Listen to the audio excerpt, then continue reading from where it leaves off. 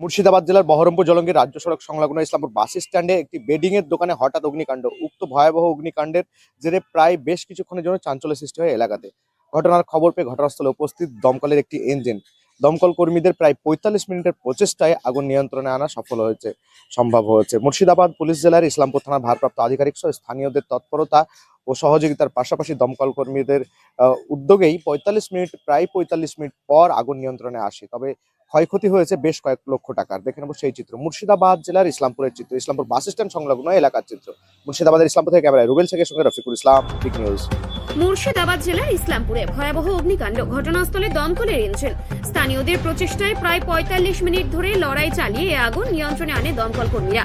জানা গিয়েছে শুক্রবার বিকেলে মুর্শিদাবাদ জেলার বহরমপুর জলঙ্গির রাজ্য সড়ক সংলগ্ন ইসলামপুর বাস স্ট্যান্ড এলাকায় ঘটনা দেখতে পেয়ে ঘটনাস্থলে ছুটে আসেন স্থানীয়রা। আগুন নিয়ন্ত্রণের চেষ্টায় ঝাঁপিয়ে পড়েন স্থানীয়রা। এমতো অবস্থায় ঘটনাস্থলে আসে দমকলের একটি ইঞ্জিন। ঘটনাস্থলে উপস্থিত ইসলামপুর থানা ভারপ্রাপ্ত আধিকারিক সহ পুলিশ দল। স্থানীয় যুবক ও দমকল কর্মীদের প্রায় ৪৫ মিনিটের প্রচেষ্টায় আগুন নিয়ন্ত্রণে আসে ভয়াবহ আগুন। তবে উক্ত অগ্নিকাণ্ডে সর্বস্ব ভস্মীভূত হয়েছে একটি বেডিং এর দোকান। ক্ষয়ক্ষতি হয়েছে বেশ কয়েক লক্ষ টাকার। মুর্শিদাবাদ থেকে ক্যামেরায় রুবেল শেখের সঙ্গে রফিকুল ইসলামের রিপোর্ট, বিগ নিউজ।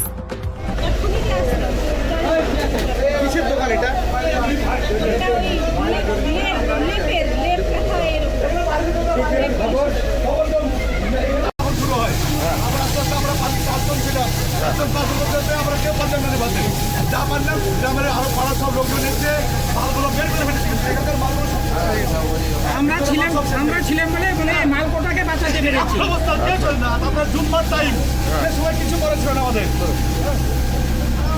আপনারা দেখছেন মুর্শিদাবাদ জেলার ইসলামপুরের সরাসরি চিত্র। ইসলামপুরে যে চিত্র আপনারা দেখছেন তাতে দমকল কর্মীরা আগুন নিয়ন্ত্রণে আনার চেষ্টা চালাচ্ছে। তবে নিয়ন্ত্রণ আনা এখন পর্যন্ত সম্ভব হয়নি। যে চিত্র আপনারা দেখছেন, আগুন নিয়ন্ত্রণে আনার চেষ্টা চলছে, তবে নিয়ন্ত্রণ আনা সম্ভব হয়নি এখন পর্যন্ত।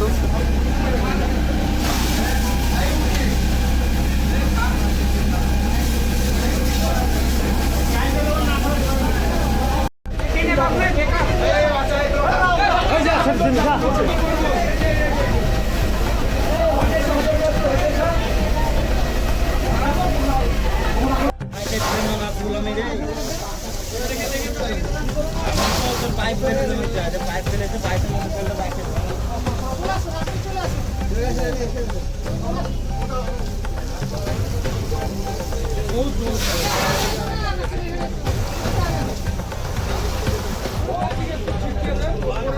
এই জায়গাটা